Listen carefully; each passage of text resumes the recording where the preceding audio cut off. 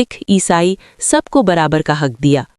اس نے ایک نیا نظریہ پیش کیا جسے دین الہی کہا جاتا ہے، جس کا مقصد تمام مذاہب کو ایک پلیٹ فارم پر لانا تھا۔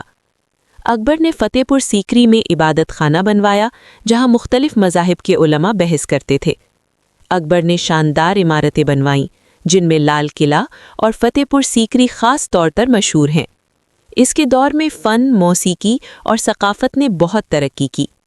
اکبر اپنی رعایا سے بہت محبت کرتا تھا۔ وہ اکثر بھیس بدل کر عوام کے حالات دیکھنے جاتا تھا۔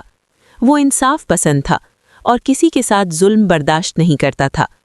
ہر عظیم حکمران کی طرح اکبر کو بھی مشکلات کا سامنا کرنا پڑا، بغاوتیں، درباری سازشیں، سرحدی جنگیں، لیکن اس نے ہمیشہ عقل اور صبر سے ان کا مقابلہ کیا۔